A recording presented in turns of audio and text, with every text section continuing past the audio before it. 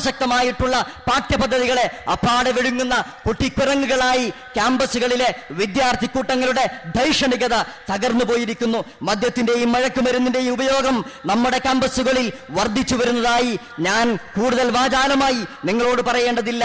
നാടൻ ചാരായ മുതൽ കഞ്ചാവും ബ്രൗൺ ഷുഗറും ചരസുമെല്ലാം നമ്മുടെ നാട്ടിൻപുറങ്ങളിലെ ക്യാമ്പസുകളിലെ പെട്ടിക്കടകളിൽ സുലഭമായി ലഭിച്ചുകൊണ്ടിരിക്കുന്നു. നമ്മുടെ നാട്ടിലെ പെൺകുട്ടികൾ പോലും മദ്യത്തിന്റെ സ്വാദറിയാനായിട്ടുള്ള ഇടവരുന്ന ഒരു കാലത്താണ് നമ്മൾ ജീവിച്ചു കൊണ്ടിരിക്കുന്നു എന്നുള്ള യാഥാർത്ഥ്യം വിസ്മരിക്കാൻ പാടില്ല.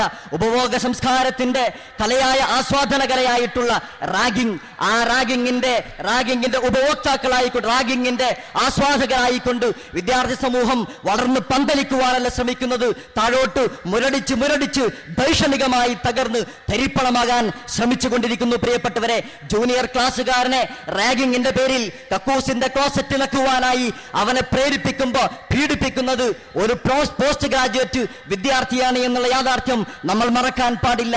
വിദ്യാഭ്യാസം അവനെ സമുദ്ധരിപ്പിക്കുന്നില്ല. ധാർമ്മിക വിദ്യാർത്ഥി പ്രസ്ഥാനത്തിന്റെ പ്രതിനിധിയായി നിന്ന് ഇവിടെ സംസാരിക്കുമ്പോൾ എനിക്ക് പറയാൻ ഒന്നുകൂടിയുണ്ട്. പൂവുകളായിരം കീറിമുറിച്ചു ഞാൻ പൂവിന്റെ സത്യം പഠിക്കാൻ, ഹൃദയങ്ങളായിരം കീറിമുറിച്ചു ഞാൻ ഹൃദയത്തിന് സത്യം പഠിക്കാൻ. ലാബുകളിൽ ഇരുന്നു കൊണ്ട് പൂവിനെയും ഹൃദയത്തിനെയും ലാഘവത്തോടെ കീറിമുറിച്ചു കൊണ്ടിരിക്കുന്ന വിദ്യാർത്ഥിക്ക് അതിന്റെ സത്യത്തിനെ തൊട്ടറിയാനാവാതെ പോകുന്നത് അവൻ അറിയുന്നില്ല. അവന്റെ അറിവ് അവനെ യഥാർത്ഥമായ വഴികളിലേക്ക്, ധർമ്മത്തിന്റെ വഴികളിലേക്ക് അവനെ കൊണ്ടുപോകുന്നില്ല. ലോകം അത്ഭുതത്തോടെ കണ്ട ഒരു ഏറ്റവും വലിയ സിദ്ധാന്തമായിരുന്നില്ലേ എനർജിയെ സംബന്ധിച്ച ഐൻസ്റ്റീന്റെ സിദ്ധാന്തം, E=mc². എനർജിയെ സംബന്ധിച്ച് അന്ന് വരെ ലോകത്തുണ്ടായിരുന്ന എല്ലാ കണക്കുകൂട്ടലുകളെയും എല്ലാ ധാരണകളെയും തെറ്റിച്ചുകൊണ്ട് ഐൻസ്റ്റീൻ ലോകത്തിന് സമ്മാനിച്ച എനർജിയെ സംബന്ധിച്ചിട്ടുള്ള ആ സിദ്ധാന്തം ഇന്നും ലോകം വിലമതിക്കുന്നത് അതിനോളം വിലയുള്ള മറ്റൊന്നുമില്ല എന്ന് പറഞ്ഞുകൊണ്ട് തന്നെയല്ലേ ആ എനർജി സിദ്ധാന്തത്തിന് ലോകം കണ്ടത്. പിന്നീട് ഹിരോഷിമയുടെയും നാഗസാക്കിയുടെയും പാവപ്പെട്ട മനുഷ്യ മക്കൾക്ക് മുകളിലേക്ക് അണുബോംബുകളായി വർഷിച്ച അണുബോംബുകളായിട്ട് മനുഷ്യന്റെ നശീകരണ ആയുധങ്ങളായി രൂപാന്തരം പ്രാപിക്കുന്നതാണ്. പ്രിയപ്പെട്ടവരെ, അറിവിനെ, വായനയെ ഖുർആൻ ബന്ധപ്പെടുത്തുന്നത് അവന്റെ റബ്ബുമായി കൊണ്ടാണ്, അവന്റെ നാഥനുമായി കൊണ്ടാണ്. മുസ്ലിം വിദ്യാർത്ഥികൾക്ക്, ധാർമ്മിക പ്രസ്ഥാനത്തിന്റെ പ്രതിനിധികൾക്ക് ക്യാമ്പസുകളിൽ ഉയർത്തിവെക്കാനുള്ളത് ഈ മുദ്രാവാക്യമാണ്. ഖുർആനിന്റെ അചഞ്ചലമായിട്ടുള്ള ധീരമായ പ്രഖ്യാപനം. നിന്റെ അറിവിന്റെ അടിത്തറ സട്ടാവിനെ കുറിച്ചുള്ള സുന്ദരമായ ബോധത്തിൽ നിന്ന് ഉടലെടുക്കുന്ന ഒന്നായിരിക്കണമെന്നുള്ളതാണ് ലോകത്തോട്, ക്യാമ്പസുകളോട് നമുക്ക് പറയുവാനുള്ളത്. ധാർമ്മികതയിലേക്കുള്ള തിരിച്ചുപോക്ക് മാത്രമാണ് ക്യാമ്പസിന്റെ പുനർനിർമ്മാണത്തിന് അത്യന്താപേക്ഷിതമായിട്ടുള്ളത് എന്നുള്ള യാഥാർത്ഥ്യം ക്യാമ്പസുകൾ മനസ്സിലാക്കണം. രാഷ്ട്രീയ പാർട്ടികളോട്, ക്യാമ്പസിലെ വിദ്യാർത്ഥി രാഷ്ട്രീയ പ്രസ്ഥാനങ്ങളോട് നമുക്ക് വിരോധങ്ങളൊന്നുമില്ല.